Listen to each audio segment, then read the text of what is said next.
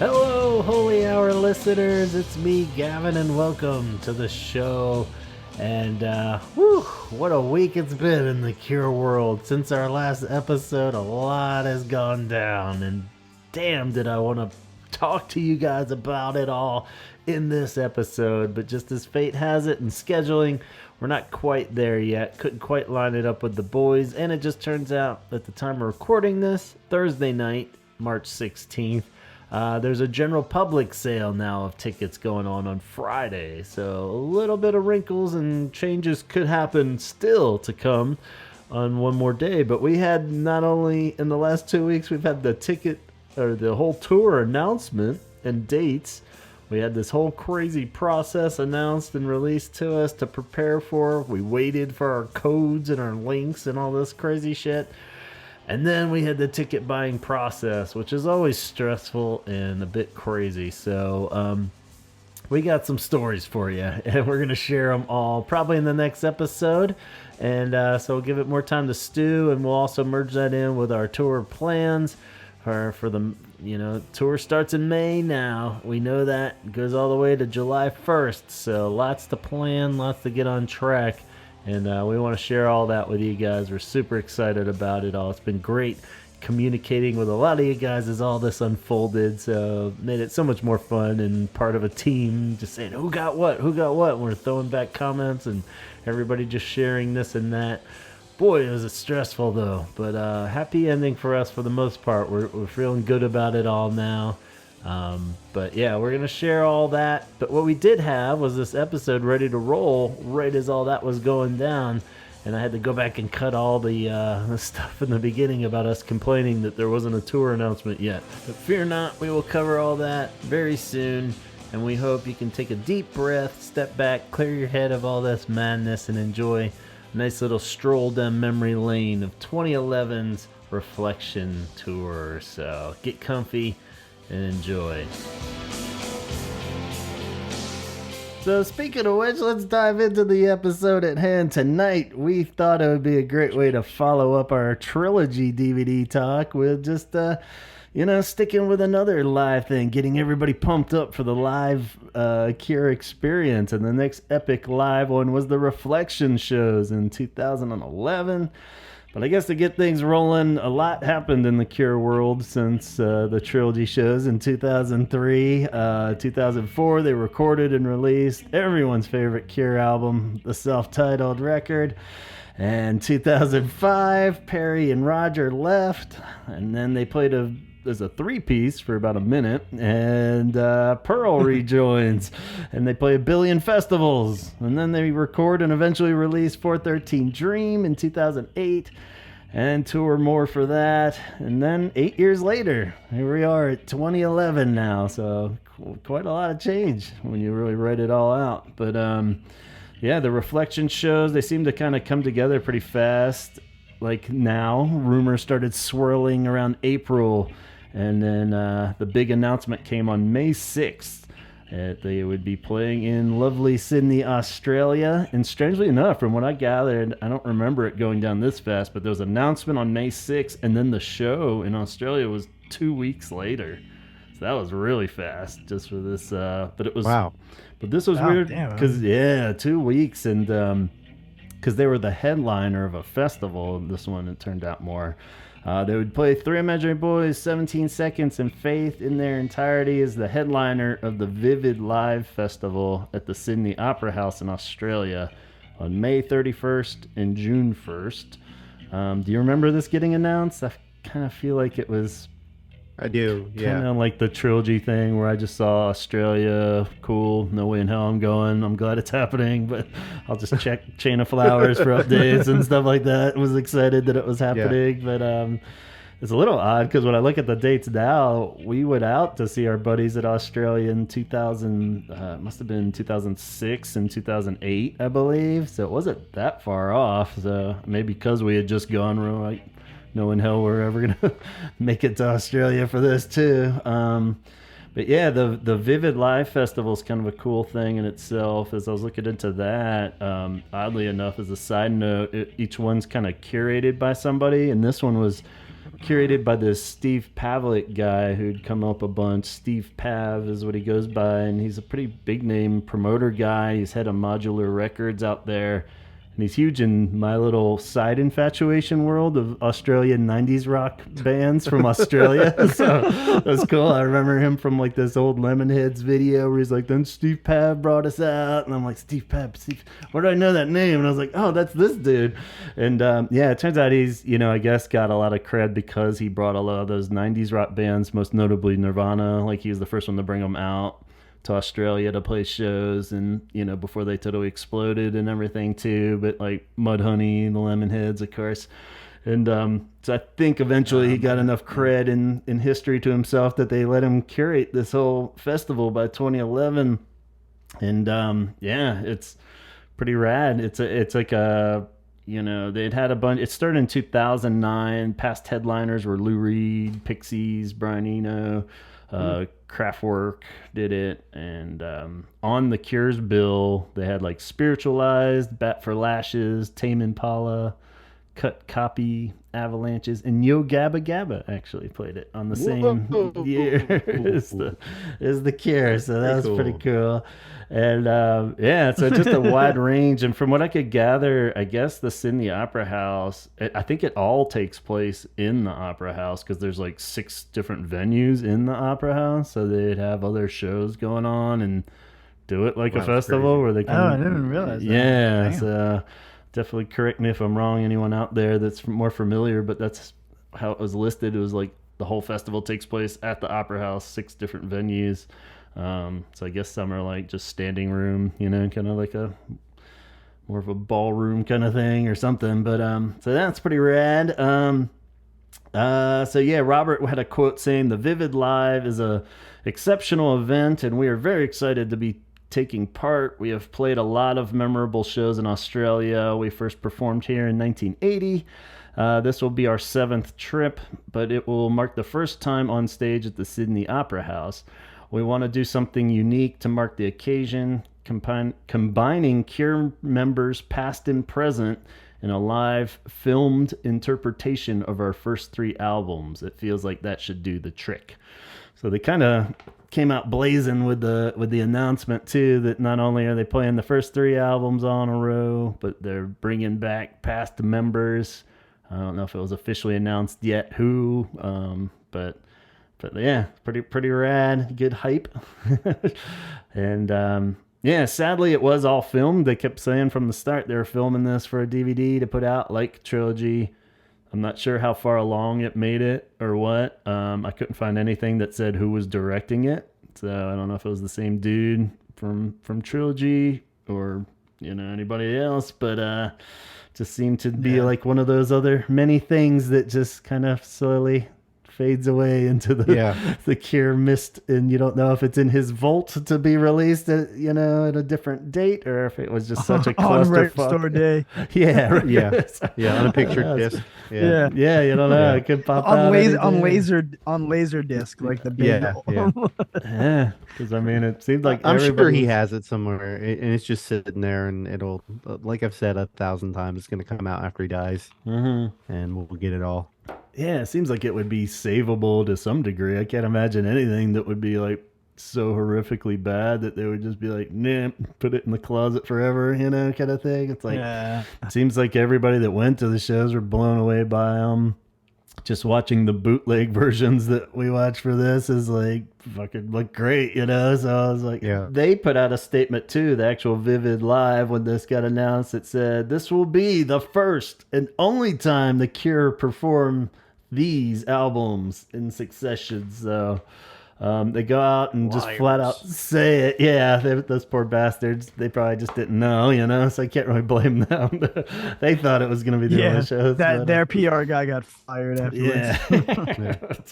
It's like the band that says, this is our last reunion ever, and then they do a reunion. Yeah, exactly. Oh, you mean fucking Kiss? How many fucking farewell tours has Kiss had? So as it has it was kind of shitty for those in London, New York, or California in particular that scrambled in that 2-week period and said, fuck, we gotta fly to Australia 2 weeks. So they buy tickets, they buy their plane tickets, they fly out there.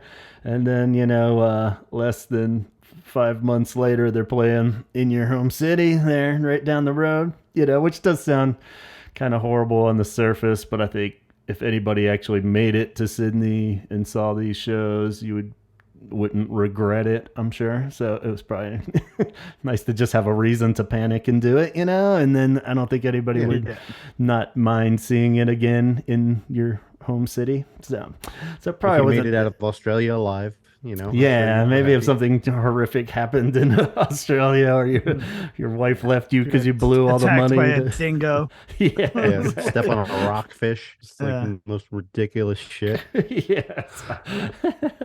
Everything wants to kill you. Pretty Then much. they would announce more shows, so that was the catch. There was that the band went on to schedule 7 additional Reflections shows in November, so a good chunk of time afterwards too. I kind of remembered it all being more rapid fire, but I guess in Cure time that is pretty rapid fire afterwards. But they would start it off with one night in London at Royal Albert Hall on November 15th. Then 3 nights in LA on November 21st, 22nd, and 23rd. So 3 nights in a row. Then they come out to New York to finish it off at the Beacon Theater at the 25th, 26th, and 27th. All very Thanksgiving-y dates. So which one of those did you make it to, Chaz? Do you remember the specific date? First one, the 25th. Okay. So the first New Friday York show. Cool. Yeah. Do you remember the ticket buying experience for that? Was it a total nightmare? I do. I was working at Modell's at the time, Modell Sporting Goods at the time, and I was sitting in the office because I was a manager, and the tickets went on sale at 10, and I had a BlackBerry at the time, and I had my telephone for work, and I was trying to get through on my BlackBerry, and I couldn't, so I just called Ticketmaster on my work phone and got through to someone and bought the tickets that way. Wow. Like old fashioned. Like Totally. old. I was just like, whoa, this shit still works. Yeah. I feel like Yo, when like a couple years ago, when my daughter wanted to see Billie Eilish, her grandmother was like, "Oh, I'll just call the Madison Square Garden box office," and she fucking got someone on the phone and got fucking Billie Eilish tickets. And I was Nice. like, "Wait, what?" And I was like, "You Yeah. called the box Yeah, office?" I can't remember which one I did that for, but it was like that late enough for one of them where I did that too. Like while I was looking online, I just called it, and I was like, I wonder if it was just because like everyone's on fucking line trying to do it, And it's Yeah. just like I wonder Yeah. if that's a strategy, But yeah, that's crazy. Cool. Yeah, I was really surprised I got tickets, but I got them, and I was really stoked when they showed up in the mail. I want to say they showed up in the summer, I think. Okay. So I don't remember when do you have a date when the tickets went on sale? Not that one. The May one is when they announced for the end of May. So probably was like yeah, probably early summer, probably like June or something. Then they probably Yeah. shipped them out fairly soon. So I guess that makes it not so bad too that they announced the 7 more shows probably shortly after they played the ones in Sydney. Yeah. At least Yeah. it wasn't like waited all through the summer and then announced it again real fast. But so yeah, you remember them arriving pretty fast in the summer. Oh You yeah, I had to was wait like, till I just November? remember it was I bought them around my anniversary because that's in the end of May. Okay. And then I remember it being around Thanksgiving, so I was just like, all right, I'm gonna work that morning and we'll just drive up afterwards Right because on. it was like Friday. And Cool. then some shit went down and I lost my job. Oh, And I was just man. like, all right, well, we're gonna sell the tickets because I can get, like 6 times the amount of Right. I bought them for. And Uh, my wife was like, absolutely not. We're gonna go. Don't worry about it. And so we emptied all our change out that we had, and we had like uh, $75, and we went with that and some extra money and just drove up and spent the day in New York and wow. found a Yeah, I parking spot remember you. right outside the theater. Yeah, I remember you Yeah, told me all that's that the really best early right on, and I random just crap pictured ever. it all so well. So you got like the It, best primo spot, and it was so weird. We passed by the theater and there was a huge line, and we are like, all right, well, we're gonna do a U-turn and then try to, or not a U-turn, we're just gonna go around the block. And we went around the block, and then we turned, and there was a bodega there, and there was a spot right in front of it, and we were just like, oh shit. And then we were just like, it was like sky opened up and just heaven, shine nice. light down on, and then we parked, and it was like a less than a 2 minute walk to the venue. So we like walked up right to the line. So That's awesome. and got merch right away. So Cool. Sweet. Yeah, it's Yeah. crazy. Yeah, and your kids must have been pretty little then, right? Were they like one I only had one at the time because the second okay. one didn't come in 2012. So Okay. the other one we dropped off at the babysitter for the day. So Okay, cool. yeah. Yeah. That's, I So was trying to do the math on that too. I was like, yeah, it must have been real little because that was kind of why my tragic story I always try to tell is not going to this. We did attempt to get tickets, I remember, but it was like one of those, it sold out. It was really fast. I can't remember mhm. which night we were trying for one or all of them or what, but I was working at the bookstore and like I'm pretty sure we knew the kid was on the way, so it was like we were kind of in like Almost, mode, and I was like, how the hell am I gonna get to New York and do this? And it's like it was one of those things where it just wasn't in the cards. I probably could have like kept trying and got some scalp tickets afterwards, but they sold out like really fucking fast. And I can't Yeah. remember. Yeah. Like when you said that, I feel like I've even tried to get tickets on the work computer at the bookstore, which is pretty ballsy. I don't think I really went that far with it, but I think maybe I was looking at it Yeah. too while Casey was on the phone at home. But yeah, I just remember being totally heartbroken that I was just like, this isn't gonna happen, man. This is it.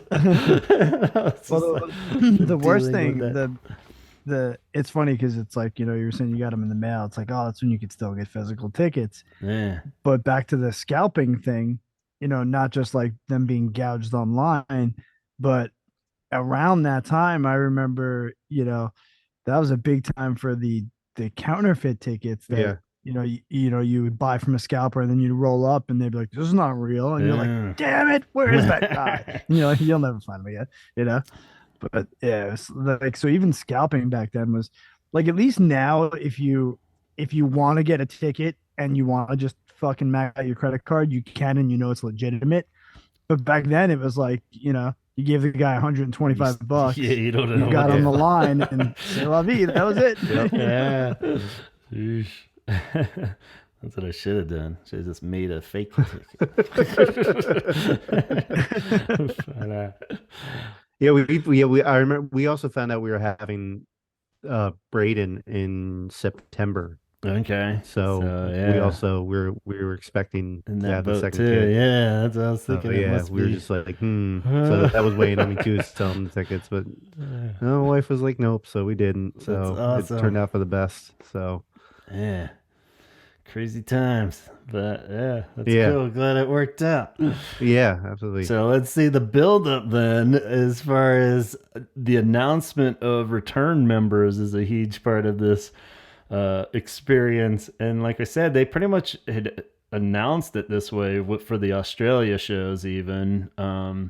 So yeah, it marked the exit of Pearl from the 2008 era. I don't know. I can't remember if we all kind of knew that Pearl was out by that point or what, or if it was just became apparent. But it marked the return of Roger O'Donnell to the Cure, first time playing in 6 years.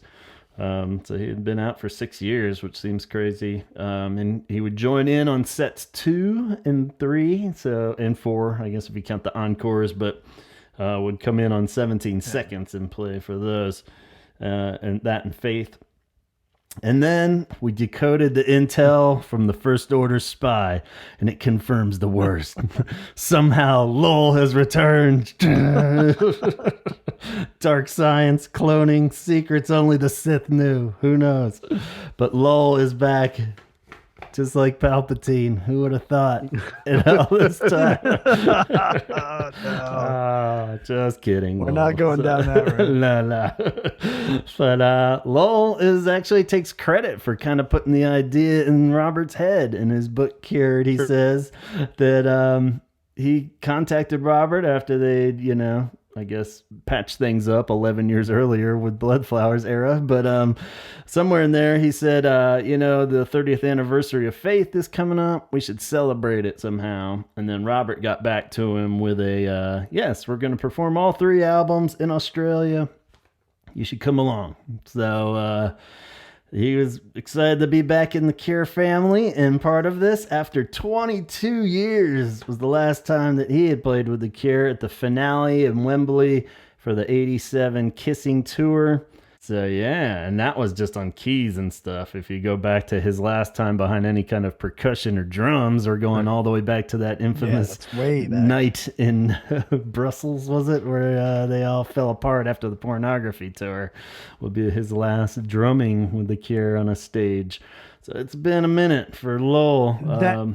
That might be the Guinness Book World Records for member being out of a band and then coming back for a tour. 22 years. That is a long stretch. That's fucking crazy. And then I wonder how much debate of what's he gonna do exactly, because he comes back for percussion / keys / other instruments. So yeah, it's definitely not like you're gonna jump back right in the saddle there and be the keyboardist or the drummer or anything really. So he's gonna play the shit out of some cymbals and some percussion and some keyboard parts. As I started to kind of pick it apart in the videos there, at least he got to do, because he would come in on the 3rd set too. So he would just come in on Faith and then the encore song. So it was kind of cool. You have to play along to walk. I just have this vision of Jason looking over, playing drums, going, "Nah, bro." Yeah, I mean, it sounded like everybody was super pumped and on good terms and happy, but you could see how it'd be a little Roger'd be like, so what are you playing? On keyboard? Yeah, exactly. It's I'll do the main riff. How about you just do this? But yeah, so they just give him a keyboard and don't plug it in. Yeah, exactly. It's definitely more of he's just like that guy that dances around for the Boss Tones or whatever. Yeah, the Boss Tones. The hype man. He could just definitely. Yeah, it is more of just the imagery of having Lowell up there, I think, is the idea. So so he was pumped and got to do all the shows too. I don't know, again, that's where I'm a little rusty on the timeline. Maybe they even announced these other shows before the Sydney ones happened. So hopefully they didn't spring it on Lowell either, I'm sure he was totally game to do as many shows as they wanted, but at the same time, the idea of doing... He was really booked up under... Yeah, he's look at my calendar. I don't know, man. But, so I'm sure he was down. So yeah, like I said, it was announced, though, that Lowell and Roger would be part of it. So it wasn't a total surprise like we had with Perry last year. So I think they even said those two specifically would be coming back before the shows happened. Did you recall any big emotions, Chaz, knowing that you're going to get to see Roger and Lowell again? I just thought it was going to be really cool, but where we were sitting, we were the Beacon Theater has 3 levels. And we were on a 3rd level. We were right in the middle, but it was 8 or 9 rows back, I think. So they don't have jumbotrons to see anything. Yeah. So you're just kind of cool. I see. I can make out some people. So, but I'm pretty sure that's him. Yeah. Do you recall remembering that Lowell was gonna be part of it though, or if it was? Yeah, yeah. That was one of the things. Was the original members are gonna be. I gotta go, baby. and then you show up. You show up to the venue and you see that Lowell's just selling merch. Yeah, he's there. Never said what he'd be doing. This is all they let me do. Would you like a sticker with that? Yeah.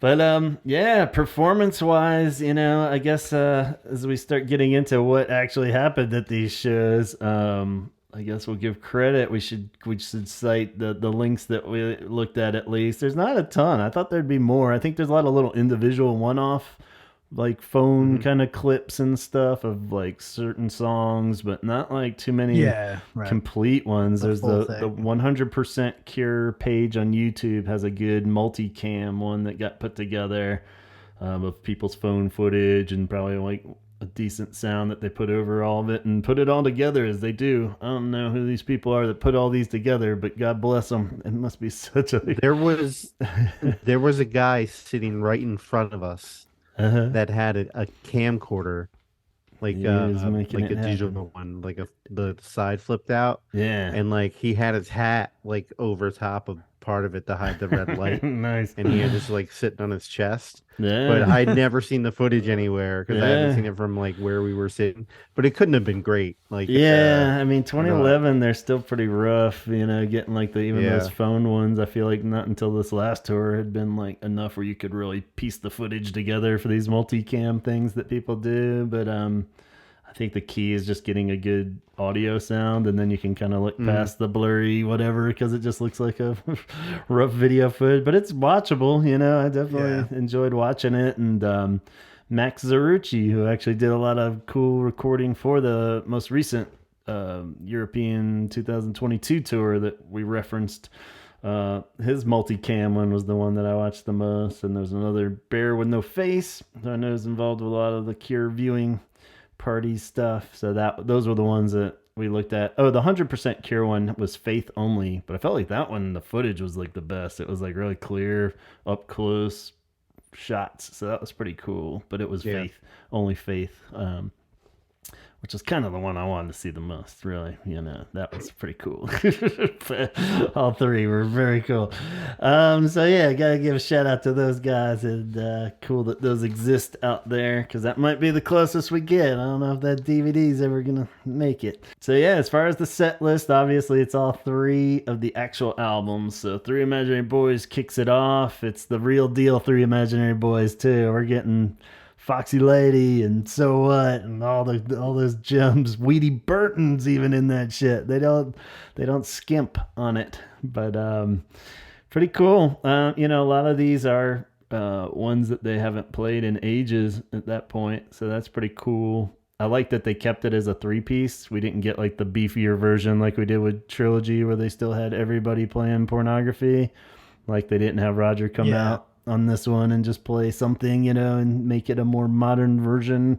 So it's kind of cool that they still kept it as just a three piece, and Robert handling all the guitar work, which is pretty rad. And yeah, like I said, a lot of these are definitely, as far as the rare Cure stuff, you get a whole bunch of them. Subway Song hadn't been played since 1996. A lot of these are actually kind of surprising that like they even played Subway Song in 96. I was like, okay, cool. It's Not You hadn't been played since 1993. Foxy Lady hadn't been played since 92, which I was surprised they played that in Ooh. 92. Yeah, The seriously. version I watched on this is a lot better though, because he's actually singing it and sings it a lot cooler, and it's almost like a real song again. So that's cool. Meat Hook, Object, and Another Day hadn't been played since 1980. And then we got the live debut of only one of them, and it's So What. So I thought that sounded surprisingly better too, because he's actually kind of singing it more than just like he's actually singing it a bit more. But pretty cool. As much as those aren't anybody's favorite Cure songs, I think it was just cool for rarity's factor, and seeing that they didn't skimp and be like, yeah, we're not doing fucking Weedy Burton. Come on. What'd you guys think of that? Were you was your mind blown too, Chaz, when you saw that in person? Were you like, Weedy Uh, Burton? the that was, I mean, that set was kind of I mean, not difficult to get through, but it was like it definitely wasn't my favorite out of the three. Yeah. But Just yeah, there's a lot of stuff in there that I'm just kind of like there's a you lot could of have left that chuckle. out. Just Yeah, it's a lot of like, yeah, oh, cool. Let's watch the Cure dick around for an hour. Hey. yeah, seriously, yeah. So, but I mean, overall, it was good. It was cool just seeing a three piece there. Yeah. I think that was probably the my favorite part of that set was seeing just the three people up there. So, but yeah, overall it was good, but it was just yeah, it wasn't as good as the other two. Yeah. Did it like feel empty? Did it like I mean, I guess because you're used to the songs because the songs weren't like overproduced or anything, but I just feel like it didn't get No, lost sound.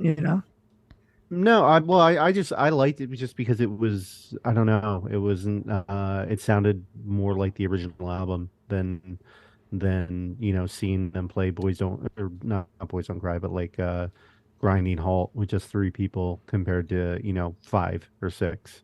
Yeah. Yeah. So because I had seen them on the '08 tour and they had played um I think the encore was the first half of Three Imaginary Boys or something like that.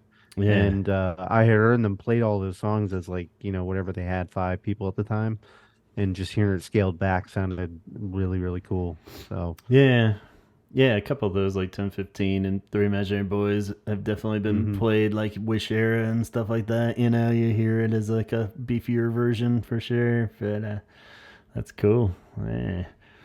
That's right. Yeah, that would be really awesome to see it, in the way that we commented on Trilogy and like hearing really good audio of that recording and hmm stuff on the DVD of like think it is a bit unfortunate that we don't have like a really slick like DVD recording of these because something like that set would be really cool to kind of really microscopic zoom in on and just hear every Yeah. little tone and stuff. To hear them as a three piece is pretty cool. So, because we have those old footage from that era too, but it was like such shitty recordings even Oh, then, yeah. and the rooms they're playing in sure as hell aren't the fucking Beacon Theater or anything like that, the Sydney Opera House. Yeah. So and they're just so much better at playing big by this stage, that even if it is just three of them, Yeah. I'm sure he's using so much shit on his guitars and stuff. They got everything cranked perfect where it's gonna sound a lot bigger than your average grunge era three-piece band. So pretty rad. I love seeing him play the harmonica on Subway Song too. You don't get that very often, so that's pretty cool. Yeah. So Yeah. I will admit a little bit was like, come on, let's get to 17 seconds. yeah, Yeah. It's like, can I hit fast forward on the cassette? Yeah. 17 seconds rolls up next. So we got the full album, of course. Roger comes out and joins them to fill in the sound a bit more. Yep. We start getting more kind of traditional sounding, what would be kind of the Cure sound for these, going onward. It's still cool that it's only Robert doing the guitar work, so he's covering all the bases there. Secrets in 3 are the rarest from that album. First time in like 30 some years they played either of those. And I thought those two in particular sounded great because you can hear his vocals a lot more, especially Mm-hmm. 3. You can like actually hear it sounds like more like a real song, and not just real quiet not vocals whispering. over like a bass riff. Yeah. Yeah. So that's pretty rad. But yeah, I didn't really feel like there was too many big surprises on that set, other than it just sounded awesome and the playing was great. So. Do you remember that started to get you back on there and Yeah, blown away? because I had my phone and I posted like they just played the first. It was like early Facebook, and I was just like they just played Three Imaginary Boys. 17 seconds up next, and like I remember them rolling out the keyboard Yeah, and setting it up, and I was like, oh shit, and like I was like, here we go, and just like the mood completely changed in the room yeah. from that to I mean Everyone's like, Faith was we're getting completely fucking ridiculous, but serious like now. 17 seconds, like it completely everything shifted. Yeah, Um and just got it felt like it got more intimate and uh I don't know. a lot more serious. Yeah. So, It kind of must have been pretty so yeah. surreal just to hear like just a reflection in final sound even too, because they're so like Uh-huh.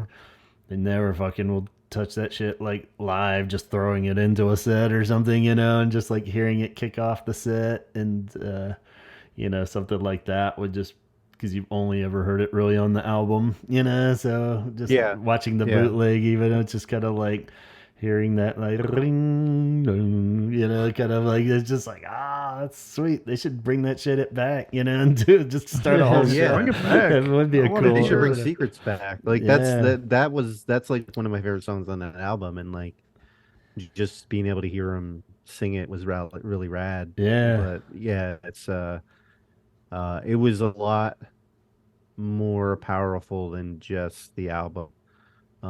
Listening to just the album, of course, but like just hearing that yeah, all in a row at once, in that kind of theater, it was crazy. Like it's just ridiculous, and it sucks that like nobody like you shitty video that they have actual video for it, and yeah, it's like nobody else can yeah. hear it, and it sucks. Yeah.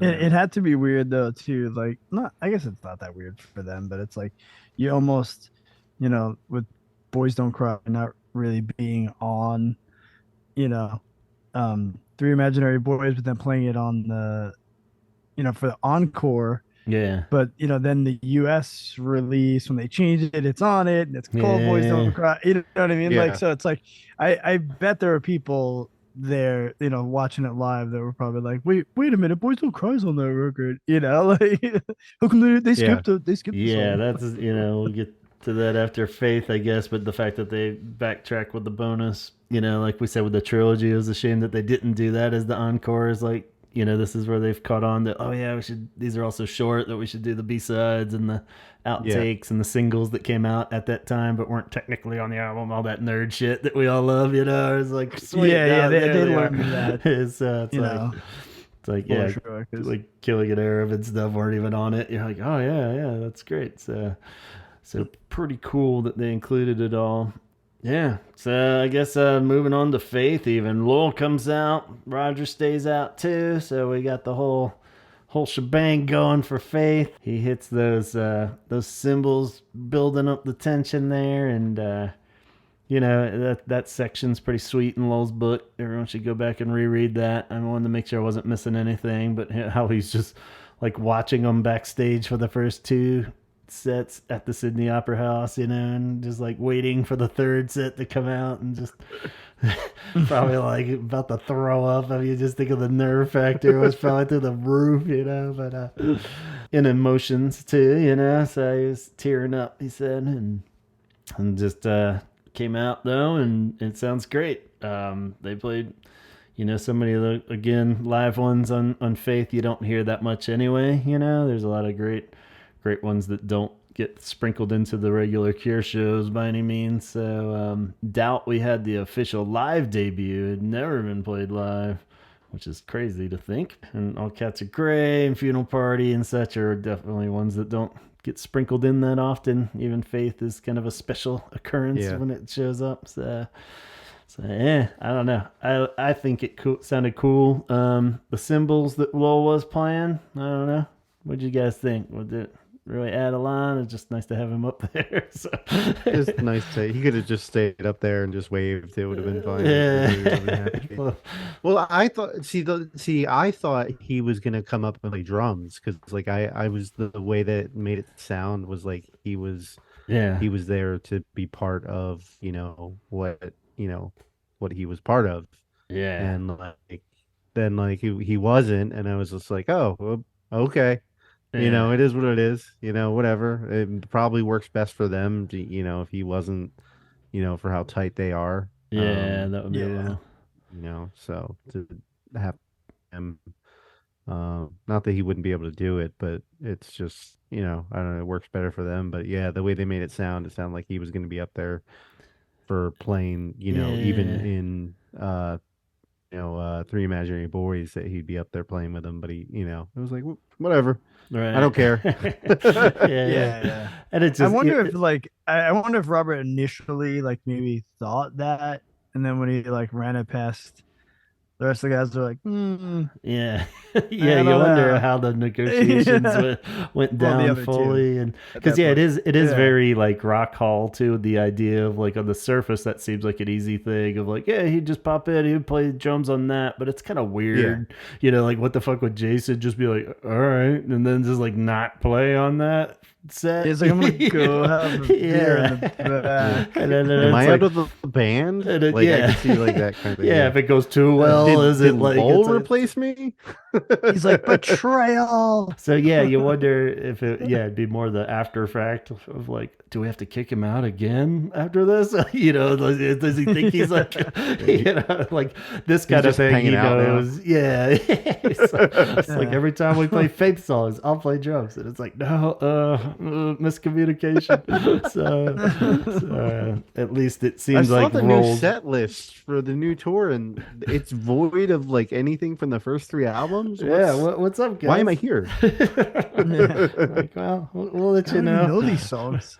It's just like it's just easier not to play anything from the first three albums ever again. So-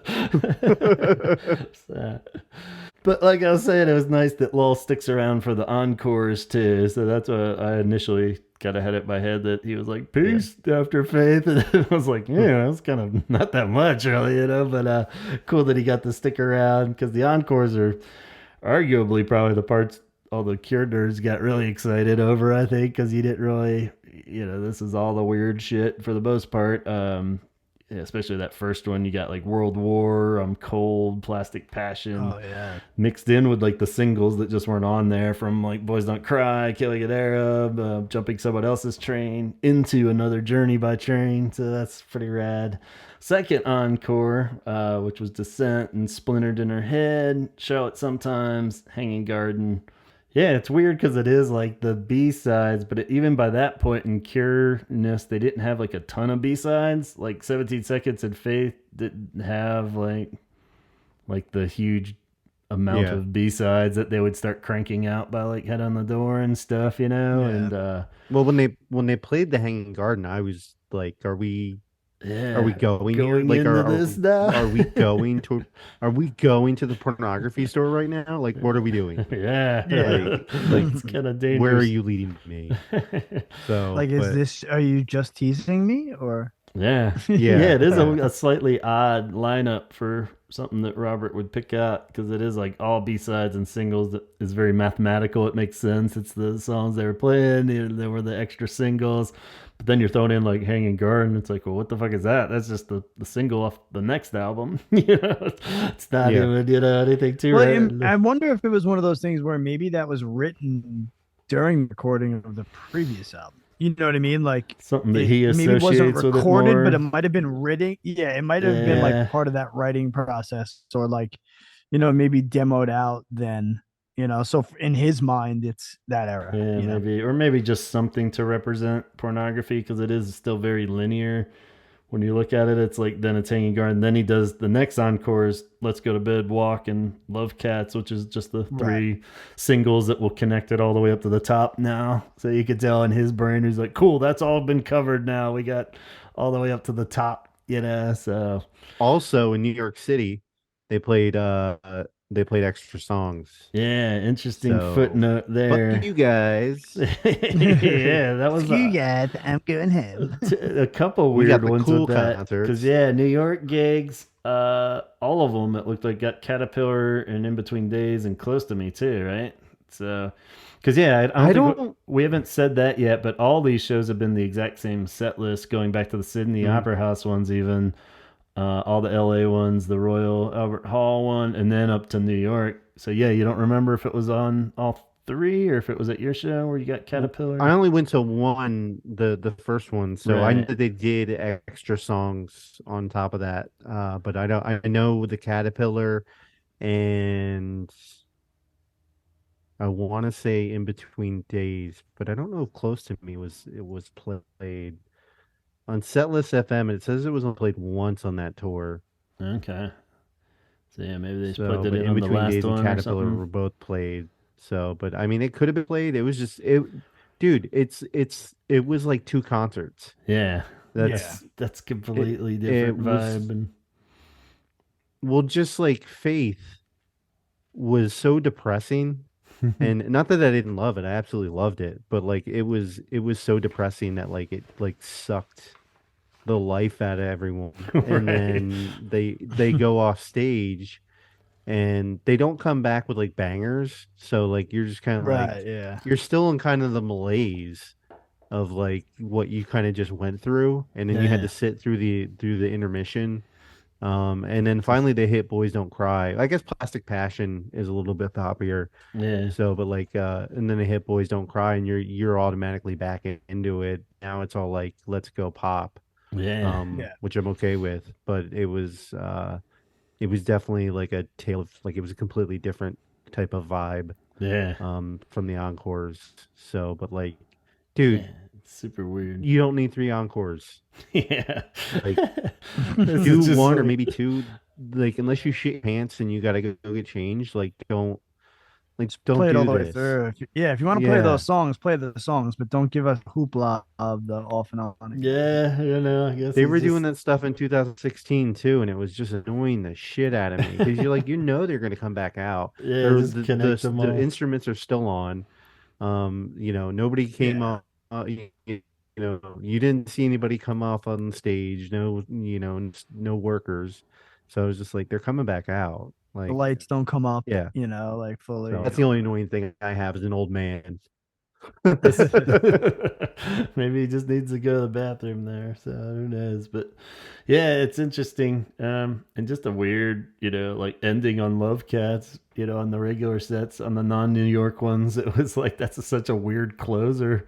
It's like Yeah, wow, okay, yeah. yeah, which is cool, but it's just like wow, I never imagined there's any show in Cure history that ended with Love Cats, just like all right, cool. We're But gonna Well, have it just everyone just dance their way out. yeah, it's because it's yeah. always a little sloppy too, As much as I even love Love Cats, it's live. It's always a little like thin and just like not quite all the pieces are clicking together and stuff. So pretty odd that they kept it that consistently in there. Well, they either ended the set on Love Cats or Close to Me, depending on where you saw. So everything ends on like an upbeat. Yeah, I mean, Close to So Me makes a little more sense, but yeah. Well, how is this for a compromise? There is a note that needs to be made that on the second to last New York show, the only night of the Reflections 9 show tour, they played Do the Hansa. I missed it by one night. Yeah, man. If you could have just. Think of what my life could have been. Yeah, just kicking yourself for Well, years coulda, on that one. So, yeah, I'm I not would sure be in the what Cure right now. he was Instead of probably like, talking "Oh about him. shit, we should do it," and then like immediately regretted it. I'm sure that's why they didn't do it the next night either. He's like, "Nope, I'm good for another That 30 sucked. years." Yeah. So, We drank way too much yesterday, guys. yeah, so not sure who suggested that one, but Lol. yeah, we'll blame it on Laura. It's like, no, it'd be cool. Play Oh, yeah. Of those encore tunes, World War and Descent is live debuts for those two as well. They had never been played live, which is a bit of a shame. I like both those tunes. They're cool, especially World War. Yeah, Descent Pretty should rad. definitely be played more often. I like World War. It's okay. I definitely Descent. I think it's a Yeah, yeah, could see I- why. But yeah, so that kind of wraps those up in the whole experience. It seemed like the merch was cool. Did they have like shirts like the one that E-Ray made and got the poster of? probably the last good merch that they've done. Yeah, because it was And like there was stuff that I saw that people have from those shows that weren't available in New York. Mm, So that kind of sucks. Yeah. There was stuff that I guess they sold out of or they didn't reproduce for the New York shows. yeah, But or they brought in after the nights I wasn't there. But I went to each merch booth and like spent Covered it stupid all. amount of money Right. that we didn't have. So I got two different posters, which were a pain in the ass to carry around. Yeah. Because it's like, don't fucking bend them, like holding them Right, up, got like these walking bent around with assholes. everyone. Like, Yeah. don't fucking touch them, Yeah. And I bought that one Reflections T-shirt. I forget what it looks like now because I haven't worn it in so long. But I think it's just like Robert's face on the front of it. And Huh. then I made that Reflections T-shirt off of the artwork from the for the poster. Yeah. So Yeah, I I love just that scanned one. that. It's So one of my yeah. favorites. So That's cool. Yeah, because that's like kind of a mashup, right? And it's got the pink with like the all three album covers kind of blurred together, yeah, and yeah, so yeah, yeah.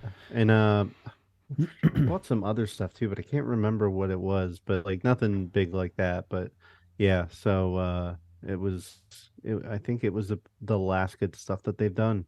yeah, Consistent, like out of all, like everything all together. Like there wasn't anything there that I didn't want to buy. It was yeah, just like, man, I really want everything here. So yeah, that's cool. So were you like totally glowing afterwards for like weeks, or were you like, cool, let's oh go? yeah,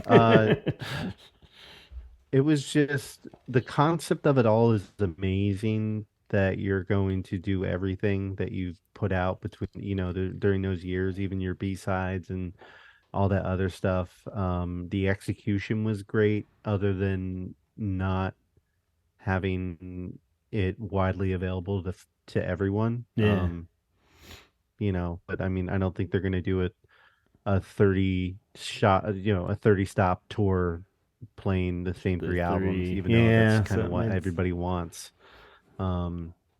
But yeah, I absolutely like it's one of my favorite concerts ever. I wish I would appreciated it more than I did, like yeah, I think we all go through that with concerts that we've been through, and we're just yeah, like, damn, like I wish I would have known what I know back then, and like right, I wish I had more appreciation for this song that I have now. That it's like, damn, I saw that song when nobody else did, and it's an yeah, amazing, like Descent, where I'm just like, man, I didn't appreciate it as much as I did. I should have been right, paying more attention, or but yeah, like, yeah, and just the moods of it all, just it's so because you go to a Cure concert and everything's up and down with how the set goes. But this, it was just like the first set, poppier.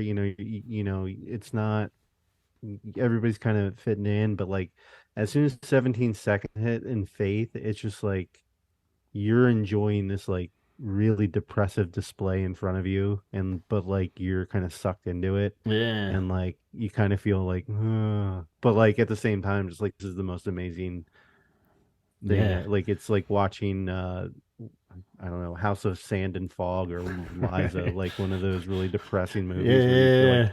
you want to die afterwards, but like it Yeah. was really entertaining. Yeah, I So mean the Yeah. fact that it was the full album. I mean, we say that a lot just based on the song "Faith." Like how the fuck do you recover from yeah, that? It has to be the end of a set or something, And like you're saying, how do you kind of, hey, we're back, World War? I'm just kind of like, I don't know, man. We just yeah. we just sat through Faith.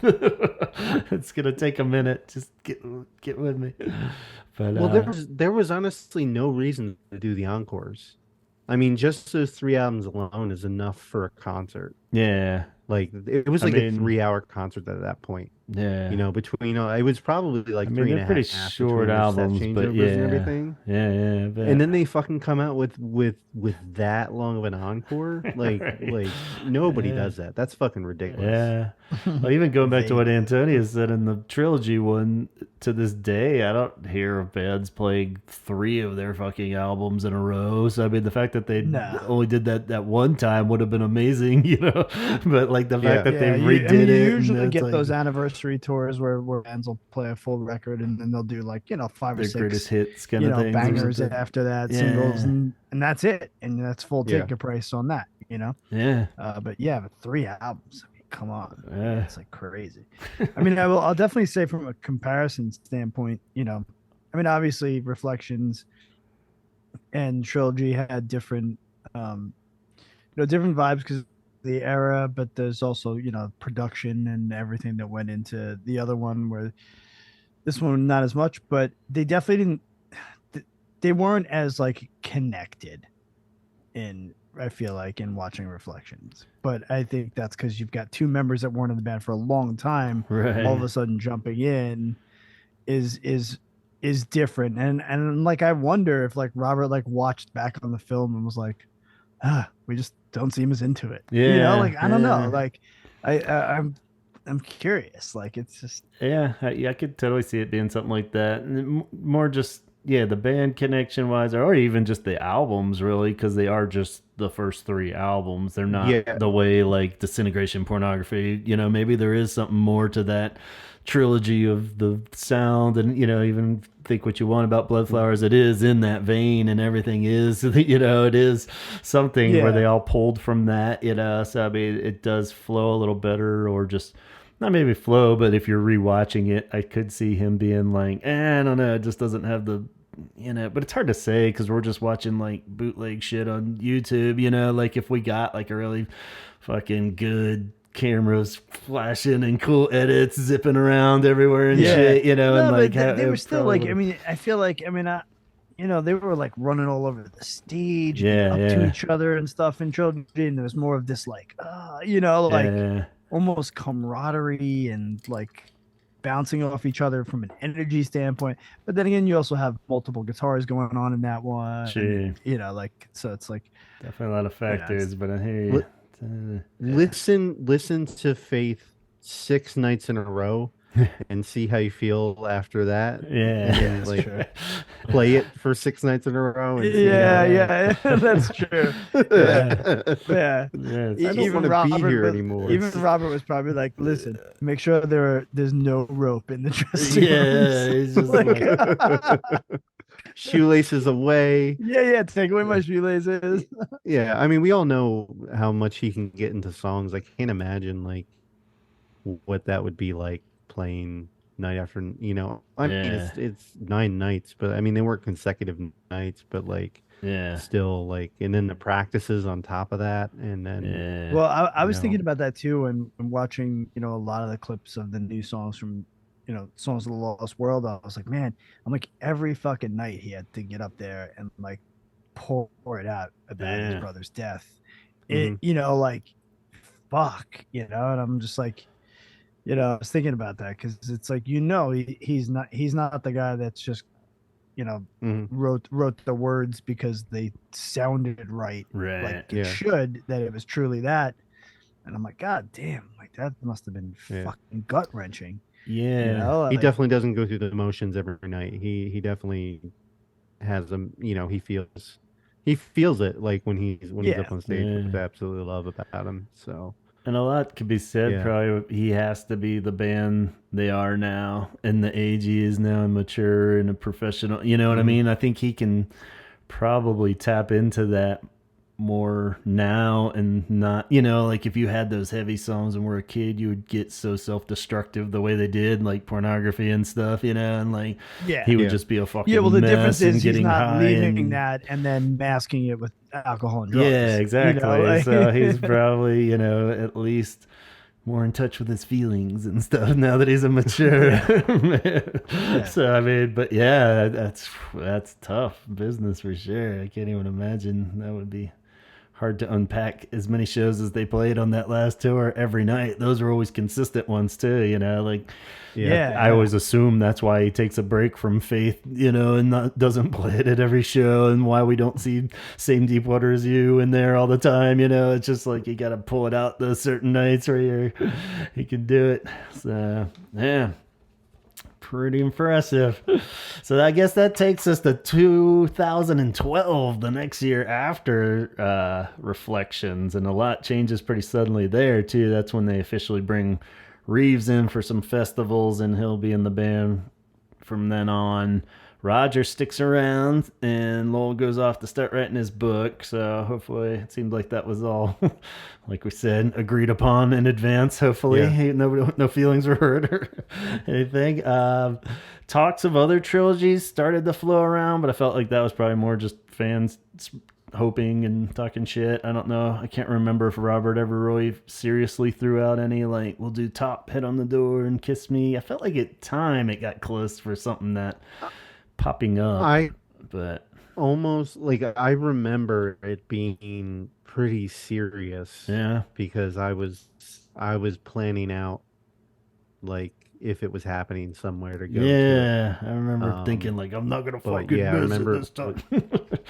Yeah, But I mean, I wasn't stoked about the top, but like I was definitely like I was like, there's no way I'm missing Head on "Kiss the Me" door or and "Head on kiss the me. Door." Like Yeah, that'd be so. pretty So rad. what would be the three? Yeah, let's ask Chaz that question, Gavin. What would be your three albums you'd want to hear the Cure do in one night? Like if you could curate it. It would. Oh man. Well, what if it was ones they didn't do already in the trilogy? Oh, it would be.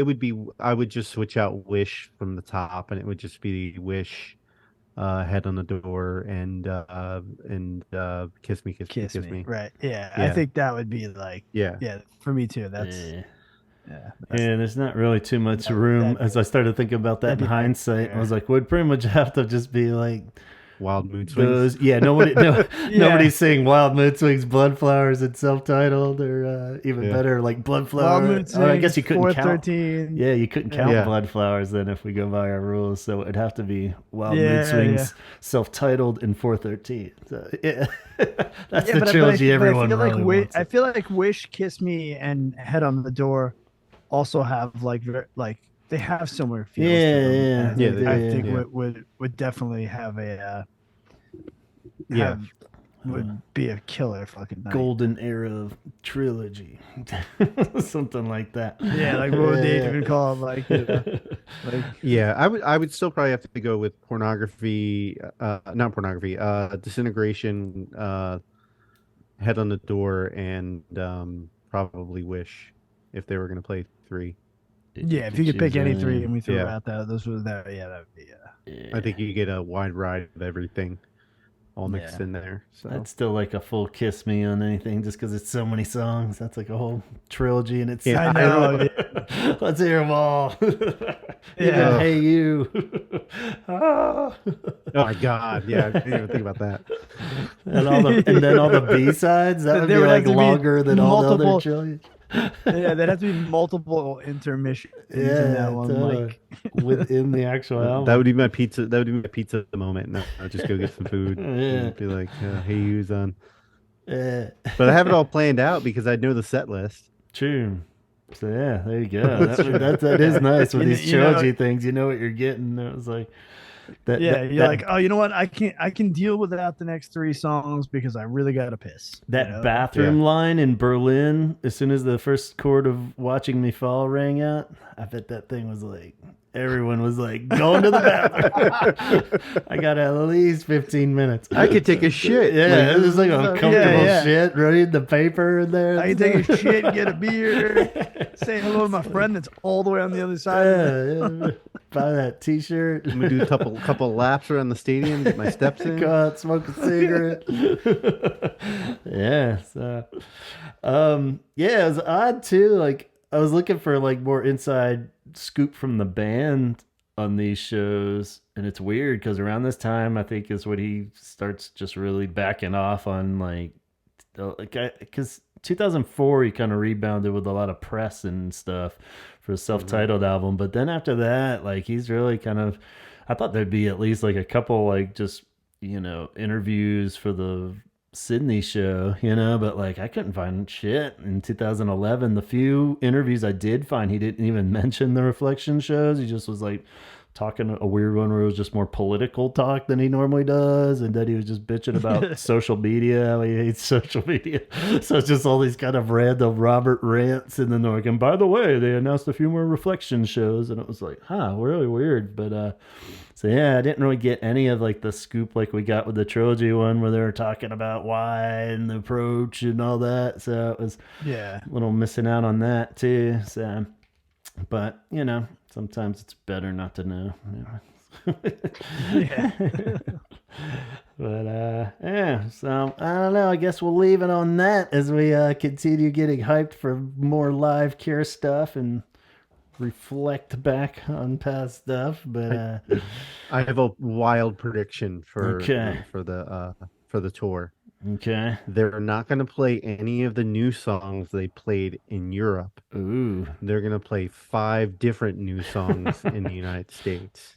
And they're gonna let the bootleg just be the full album. Yep. Yeah, I might. At this point, if that helps, fine. I'm like, okay, fine. As long as it's good recordings, whatever. I'll take Yep. it. They'll be like, everybody's got soundboards. There you go. We don't even have to go into the studio to record.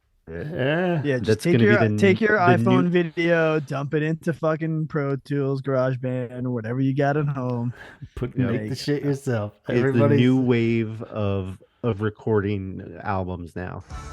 Yeah, I guess we'll wrap up with that, and hopefully have some crazy tour talk to come up and keep it rolling. I can't wait. Yeah. Either way, you will see at least one of us somewhere. Yeah, on the we'll East be Coast, out there. everybody. So East coasting it up. Yeah, and then and we're gonna definitely do our best for the three of us to try to be at one of them together. yeah, I'm sure there'll be meet and greets like they did in everywhere else. So Yeah, we'll try to hang out with as many people, and I'm getting pumped about it already. Thinking about a shirt for it. Yeah. So we will see. It's all happening, man. Cool. But we still don't have a new record. Yeah, fuck it. We'll take what we can get. Yeah. Awesome. All right, we'll leave everybody on that positive note, and we'll get back to you soon. Thank you so much, Chaz. Thank you so much, Antonio. Everybody out there for Thank you. listening. And Yeah, it's always good to have the band back together. yeah. Cool. We'll catch you guys next time. Talk hard.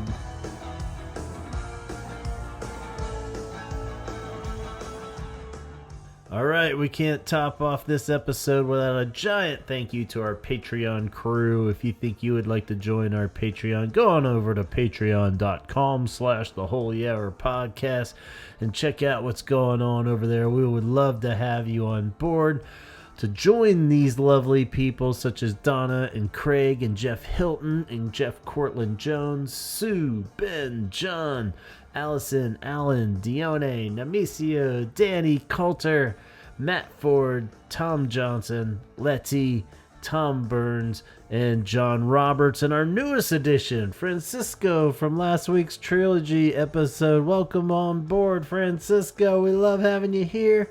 Hope to have you back soon. And it doesn't stop there. We got other quality humans such as Dana, who is also a motion designer and animator. You should totally check out her artwork at graphics.tv. That's graphics with an X.tv. There you can check out her motion graphics reel and get a sampling of some of her superbly talented artwork. And you can also reach out to her if you are in need of an animator or motion designer to promote your business or project. Graphics.tv. Scott Kruger is the co-host of the Sarlacc Digest. We're huge fans over here, and we think you should be too. If you are on any level a Star Wars nerd, you need to go over and check out this show. They do a live show every Wednesday night, 8 p.m. on YouTube. And you can hear about all that's going down in Mandalorian Season 3. Scott was super nice and sent me a wonderful birthday package last week. Thank you so much again, Scott. He sent me the 1992 Wish Tour program, man. Anyone that's been listening to this show since episode 1 probably has realized how jealous I was of Donald for buying that at the Wish show. We went to his kids. I was like, I'm getting 2 shirts. He was like, I'm getting a shirt and a program. And I still stand by buying those shirts. They were rad, but I really should have got that damn program too, and it drove me crazy for 30 years now. And Scott hooked me up with a copy of that damn program, and I've been flipping through it ever since it arrived. So thank you so much, man. And not only that, he was super sweet and sent some gifts for my kiddo too, some amazing artwork. We're always promoting the podcast, but you should really check out his Instagram site too, The Art of Scott Solo. And even the box looked awesome. We were saving little artwork he drew on the box. So thanks again, Scott. You're a class act and can't wait to hear your review of the Hollywood Bowl show. So we got to get you back on the show soon too, if not before then. Lisa is up in Canada, and she thinks you should check out this venue called Dickens. DickensYYC.com is the website for this venue, and you can check out all upcoming shows and events, or just follow them on Twitch at DickensYYC to catch any live streaming action. And of course, Matt Fisher suggests that you check out the Red Cross Blood Donor app. It's free and easy to use. Find a location, schedule an appointment, donate some blood. You can't see Cure shows if you ain't got blood flowing through your veins, so make sure you're helping someone out by having lots in stock. Kate is over at CureThreads.com, and you should totally check out her site. A wide range of original artwork, Cure-inspired artwork, on a wide range of products. Everything from socks to mugs to tote bags, everything you can imagine has her wonderful artwork on there, and lots of Cure loveness. Get it for these upcoming shows, then we'll be able to spot each other in the crowds. Say, oh shit, that person's got a Cure Thread shirt on. They must be in the know. They know what's up. And hopefully we'll see Kate in Philly. So we're looking forward to that. And last but not least, of course, Chaz has his 17-second shirts. He hopefully will get one going for the tour as well. But, you know, just keep an eye on 17secondshirts.bigcartel.com. That's where you can lock it down on the pre-order. Or just follow him on 17_seconds on Instagram. And then you'll be ready to pounce when the new designs pop up. All right, subscribe to us on Apple, YouTube, anywhere you listen to podcasts, and follow the Holy Hour Podcast on Instagram, like the Facebook page, because there's going to be extra little nuggets and clips of like what we watched for this episode on there from the Reflections shows on YouTube, or just email me directly at gavinconnor@gmail.com. Thank you again so much, Patreon. I'm really going to praise you in the next episode, but I can't express my gratitude so much because of the funds that have been going through to Patreon. We've been holding on for something like this, and it's already made such a huge difference of getting these tickets and lining it up so I can report back to you guys and hopefully deliver quality programs based on the upcoming tour. And no way I could have done it without the funds from Patreon. So thank you so much in advance. You guys really have made a difference. The gamble in my head paid off that this would work, and it seems good. I'm like not having to tap into family funds just yet, you know, and you guys are really financing it. So this is really rad and making me happy. That we can cover as many shows as possible and hopefully get you some cool insight to what happens in these spring and summer shows coming up. So yeah, be sure to stick around. We got the ticket episode coming up next, and then we got a couple other good ones that we had on the horizon before all this, and we're gonna try to keep it all live themed maybe as we continue on to get us all pumped up for these shows. And until then, thank you for listening, and don't forget, talk hard.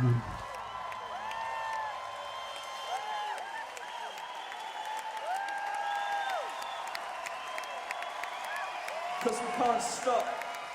That went on to this.